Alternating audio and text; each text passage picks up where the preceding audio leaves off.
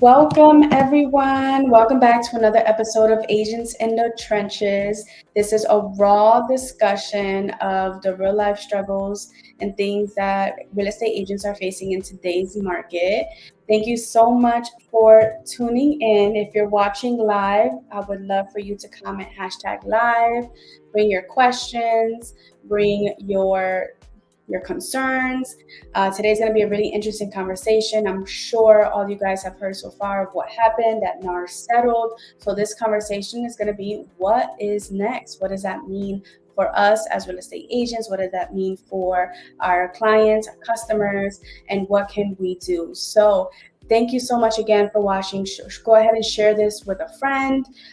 Tag somebody who you think that could use this information, and go ahead and show some love as well. Give us some likes, some shares. That would be greatly appreciated. I'm Thalia Miranda. I'm sure you guys have known me so far.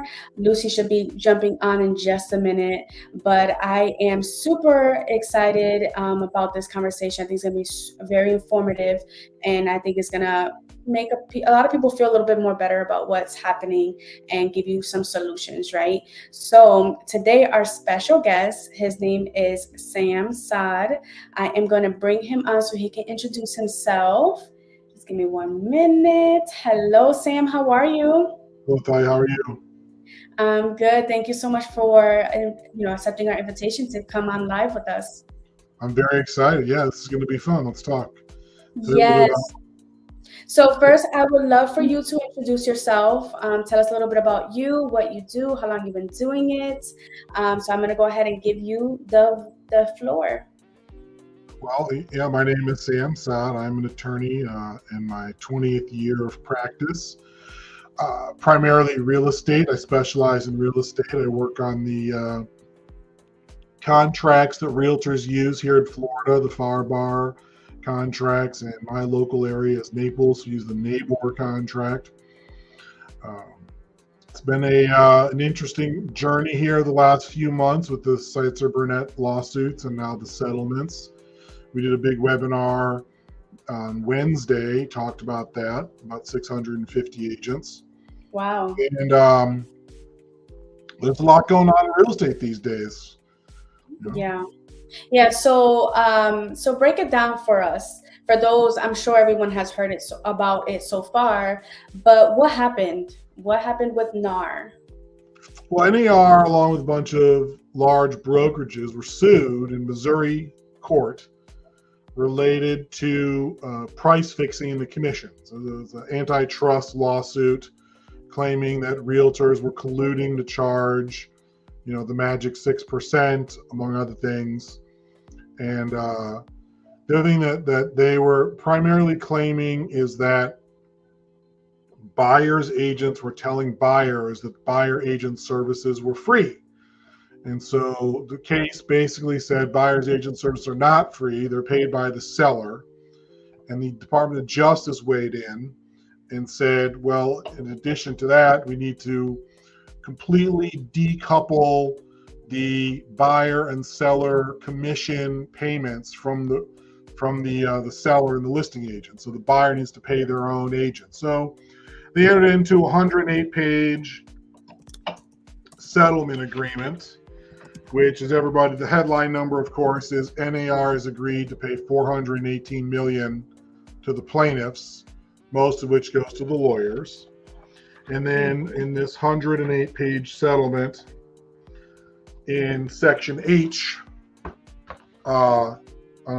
paragraph 58, basically, they agree to a variety of practice changes. And those changes including the elimination of offers of compensation of any kind anywhere on the MLS. In my webinar, there was a lot of conversation about can we put it in the remarks? Can we use showing time? Can we do all these things? And those are all pretty much addressed in the settlement, and the answer is no. Once a buyer signs up with a agent as a exclusive buyer's agent or non-exclusive buyer's agent, exclusivity is not required, then the the buyer's agent can go to the listing agents on the various properties that the buyer is interested in and negotiate the commission. And it could go anywhere from 0 to seller making a contribution to the buyer paying the commission or a portion there of the commission. And all that is going to have to be worked out between the agents. It's going to be part of the first steps of the process. So listing agents and selling agents need to be prepared to negotiate the commissions. That's really what the Department of Justice and the plaintiffs wanted. It gets pretty specific, like things like eliminate and prohibit any requirements conditioning participation or membership in the MLS on offers of compensation to the buyer.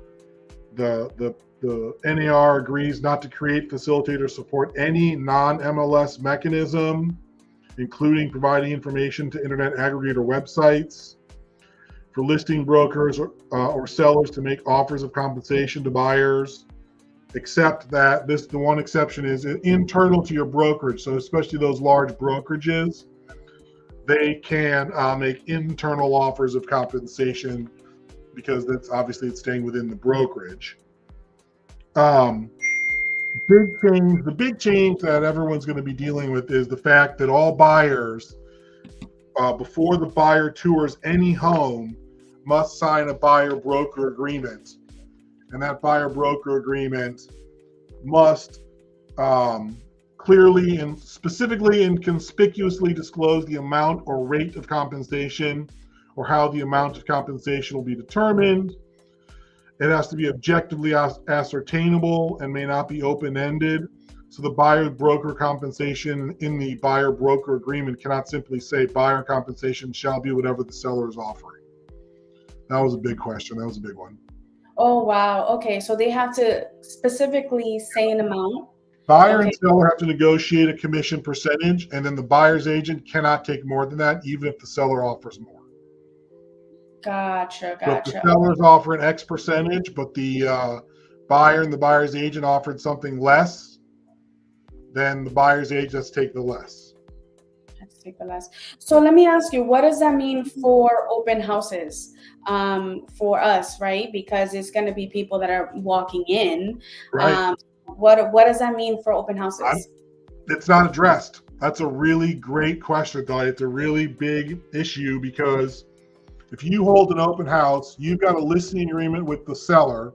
We'll assume it's an exclusive listing agreement with the seller. So the seller has to sell through you. In Florida, you have your agency duties as a transaction broker. So you owe the duties, the several duties to the seller. And then the buyer's going to come in. Are you going to have to sign an exclusive agency agreement with the buyer? It doesn't address it. It just says the seller's got to provide payment. Where does it say about the written agreement?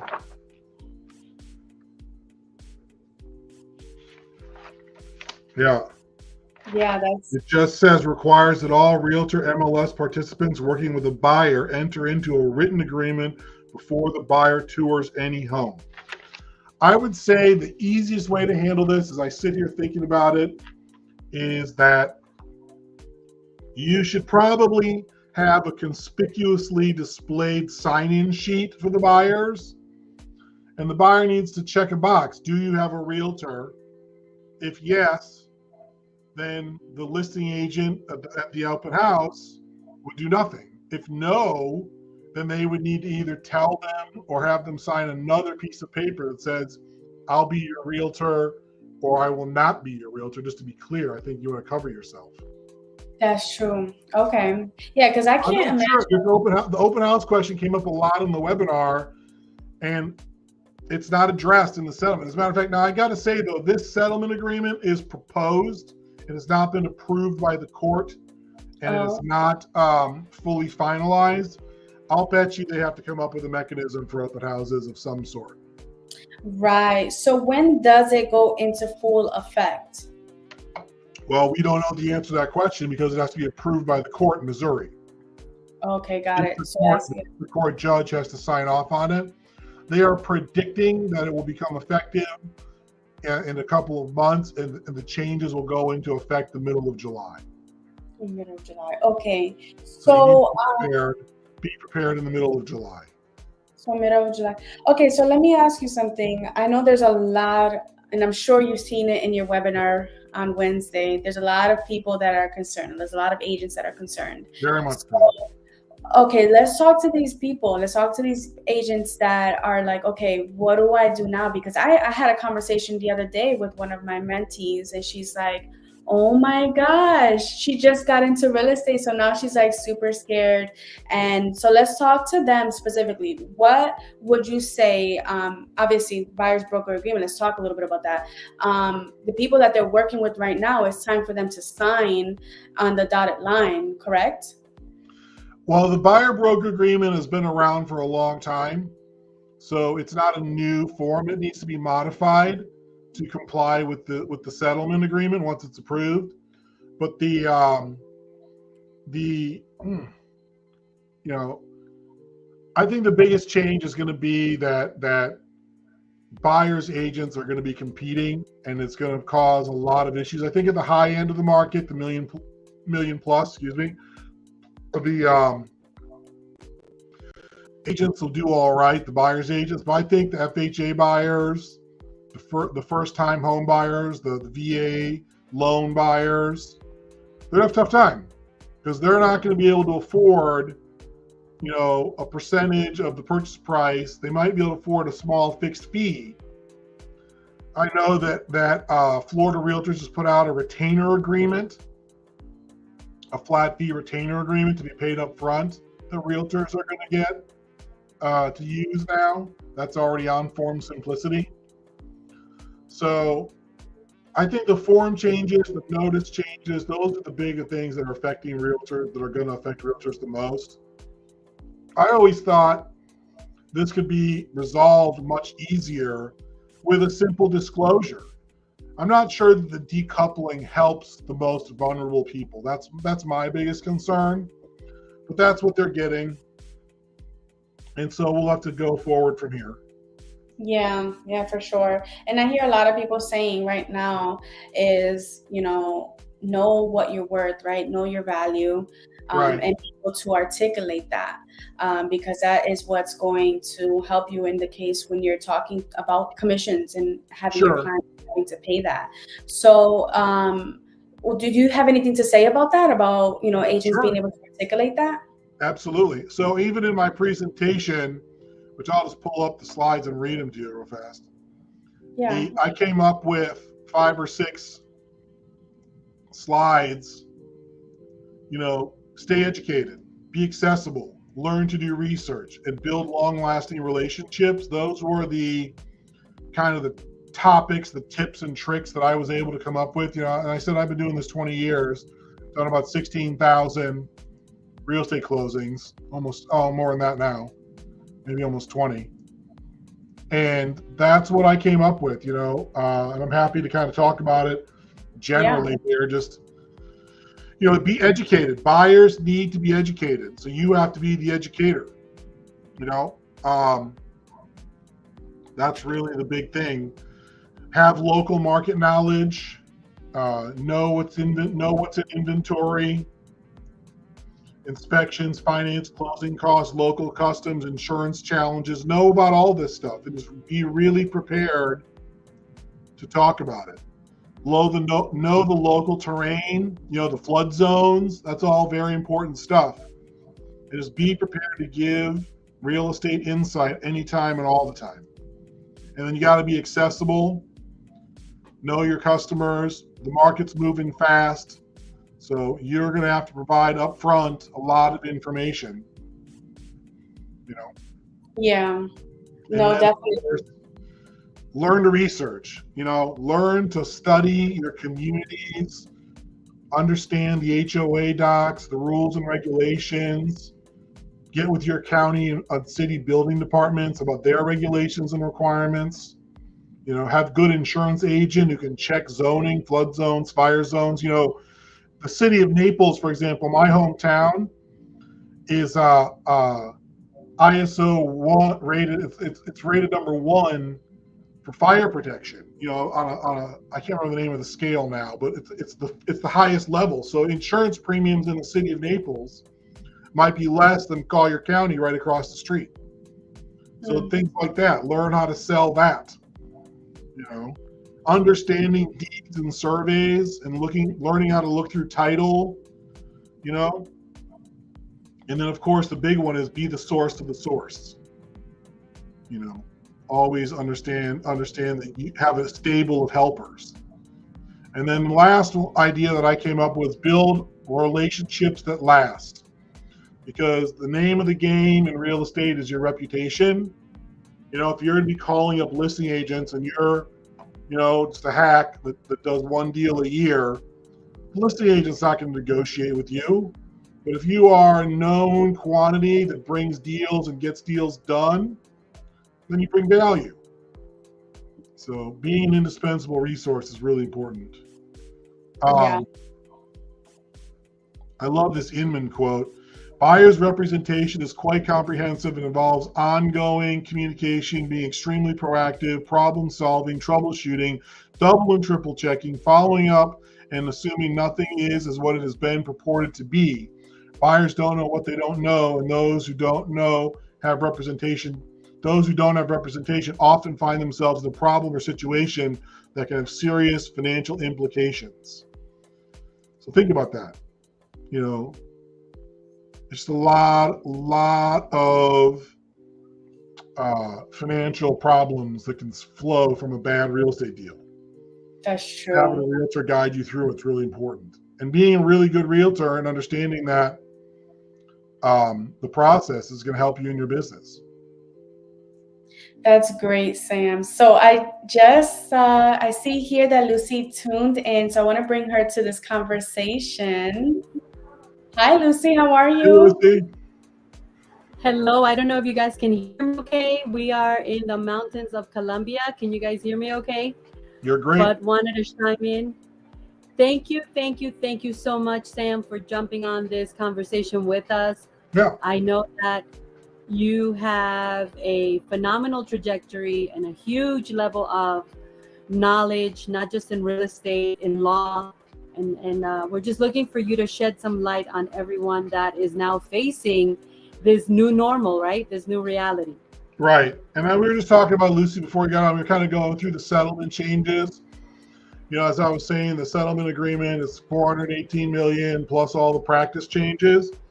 And the practice changes are a little more, I want to say, comprehensive than maybe some of the people are talking about. And it's very detailed. Things like the practice changes shall not prevent offers of compensation to buyer brokers or other representatives off the MLS or sellers offering compensation on a realtor MLS, so long as such concessions are not limited or conditioned on the retention of payment. So you can offer broker co-brokes. You just can't be conditioned on anything other than closing the deal. So there's still hope. You can still do co-brokes. A lot of people were asking that question on my webinar on Wednesday. One other thing that people are not talking about, by the way, this only lasts 7 years. So it said, this according to this agreement, the class notice date after 7 years, the practice changes in paragraph 58 of the settlement that we're talking about go away. So I thought that was an interesting point that have not been talked about. Sam, so we have a question here in the comments. So it says, if you're in the same brokerage, but two different agents represent buyer and the other agent represents seller, is that allowed? So that is not implicated by the settlement agreement. That is more on the state law in the state of Florida related to single agency. So Yanli, if your broker is a single agent broker for the seller, then you can't work with the buyer regardless of the settlement. If your brokerage is a transaction brokerage, which most brokerages are transaction brokerages, then you can work with the seller or the buyer, and another agent in your brokerage can have the other party. and that's not affected by NAR. What is affected related to internal brokerage operations is if you've got the listing, you can advertise offers of compensation inside your brokerage only. So a lot of brokerages have a internal Facebook page or an internal email system where they can e-blast everybody inside the brokerage. That's allowed, but you can't send it outside the brokerage. It's kind of like the pocket listing rule. Remember they put that in place a couple of years ago? No pocket listings outside your brokerage. You have to post them in the MLS within 1 business day or whatever it is now. Mm-hmm. So let me ask you a question. Let me play devil's advocate. Where do you think it's really going to go? Because a lot of listing agents do listings because they don't want to be out there to be showing the properties. They rather collaborate and have, rock star buyers agents that love showing properties, that love taking people out, that love doing that whole process of working with a buyer. Right. Do it versus them. And now all of a sudden it's like, okay, if you list it, you sell it. So is that really, the best buyer's agents, Lucy, the best buyer's agents are going to be fine. They'll have customers and they'll sell houses, and listing agents are going to work more with buyers, but they're not going to take buyers out. The name of the game, I think, this is me prognosticating with no evidence of facts here, is that listing agents are going to be where it's at. Buyer's agents are probably going to have a tough time. The best buyer's agents will be good, but listing agents are where it's at. And we've always said it in our industry, you got to list to last, right? Right. I see this as a huge opportunity for buyer's agents to level up and get out there in the game of listing. But break it down for us a little bit more. So the listing agents, if they cannot put out there in the MLS that they are sharing in the commission, they're just going to have to go directly to the buyers and say, let's say I have a community right now. The buyer's agent is going to go directly to the listing agent at like a first phone call. The buyer call. So here's how I envision it happening. Yes. Bob, the buyer, wants to buy Sam Seller's house. Mm-hmm. So Bob, the buyer, is going to either call the realtor and pay the realtor to negotiate the deal for him, or Bob, the buyer, is going to call Sam Seller's listing agent, who's on all the Zillows and all the publications, and say, I want to buy this house. And the listing agent is going to sell the buyer a house and get the commission, and they negotiate it with the seller, and there's going to be no commission paid to any buyer side. Or if there's a buyer's agent, the buyer's agent's first call is going to be to the listing agent. Hey, I got a customer for your house. What's the co-broke? Nothing? Oh, okay, well, the buyer's going to go somewhere else. Or it could be that this buyer really wants this house, and that agent's got to get paid by the buyer. So the agent's got to go back to the buyer and say, hey, there's no co-broke. If you want me to help you with this, you got to pay me. And Lucy, you missed it. Florida Realtors just updated their forums in Form Simplicity and all the other programs. And they now have a new retainer agreement, it's called. So buyers agents can just have buyers pay them a retainer, whatever it is up front. And then that can be either credited at towards any commission paid later, or just be a non-refundable payment. So wow, that's going to be a change. So let me ask you this question. I'm a listing agent, and I want every top-notch buyer's agent, the people that I know are working at a professional level, the people that I know that are out there serving the industry with excellence, with diligence, with integrity. I want those people to know, listen, I am a listing agent. I've got this property and I am paying a commission. I can let them know directly through my real estate groups, through my mastermind groups, through. Yeah, it just can't be in the MLS. Yes, you could publicly offer the commission, but again, it has to be with specificity and conspicuousness. So you see these memes where it's like 3% in the language of the description.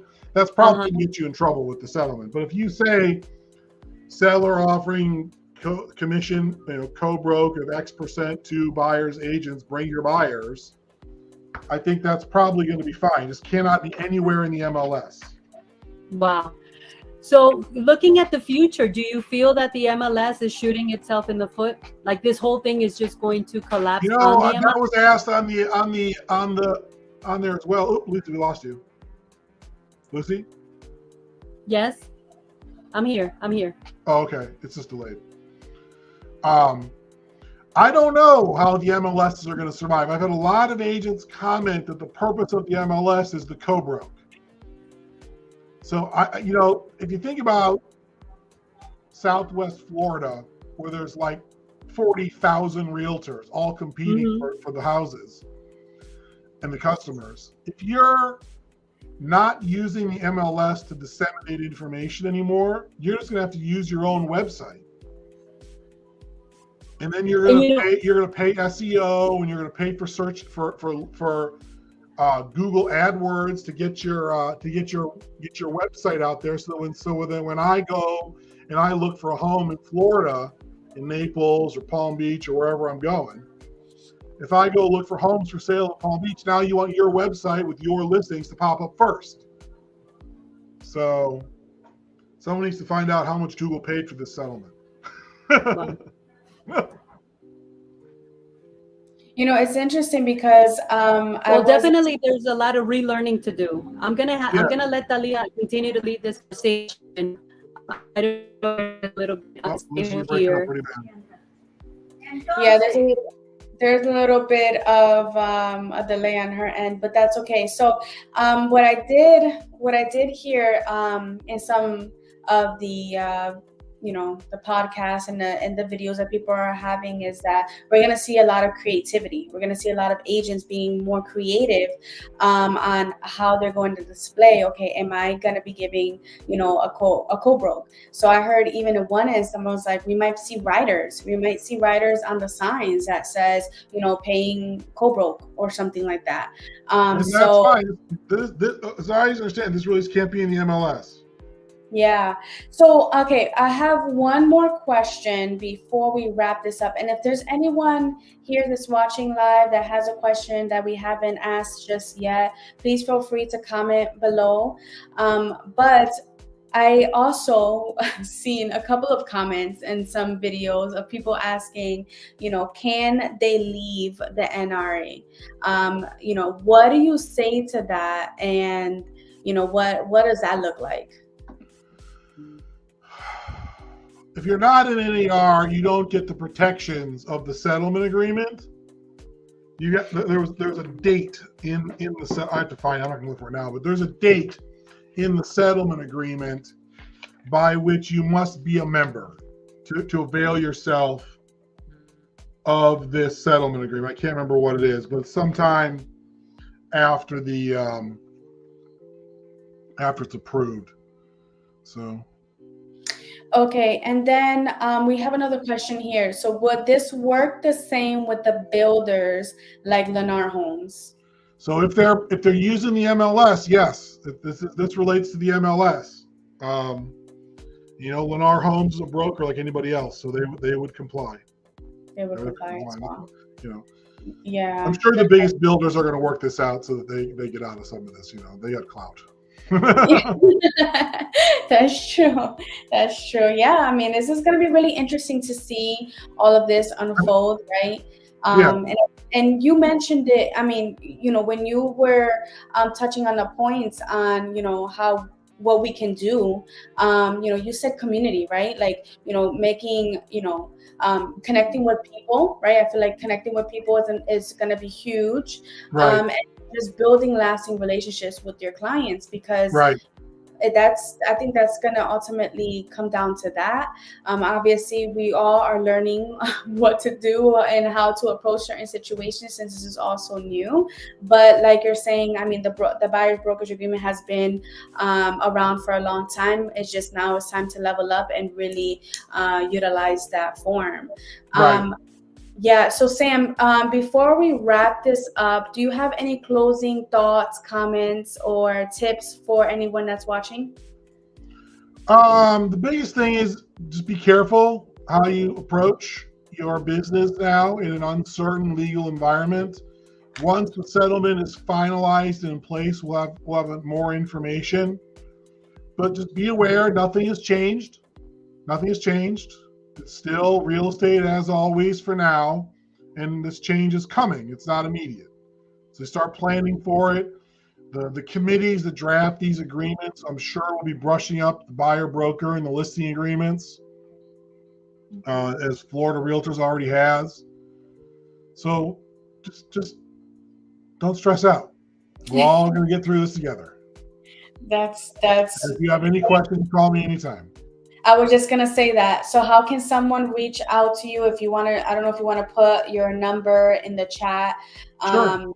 Yeah. So if anyone has any specific questions for Sam, if you come across something that you're not too sure about and you want to get a professional opinion before going about it, where Sam just dropped his info right here. That's cool. That shows up in the screen. Yes, technology is like evolving, just like we have to evolve, right? We Right. gotta get better. So, Sam, thank you so much for taking the time to come on Agents in the Trenches and give your knowledge and expertise. This was super informative. And if anyone has any specific questions, like I said, go ahead and reach out to Sam directly. Hopefully, maybe we'll have you back on when we get closer to, when we get more. When the settlement is finalized, let's do it again. Yes, let's do it again. Let's come on here and just, share the knowledge, and let's give some more tips. Maybe we can even, provide a little more. Yeah. Yeah, definitely. Well, thank you so much for your time. I hope you have an amazing weekend. Those who are watching, thank you so much. Come back on. We'll be live again next Friday. And until next time, I hope you guys have an amazing weekend. Take care. Thank you. Bye.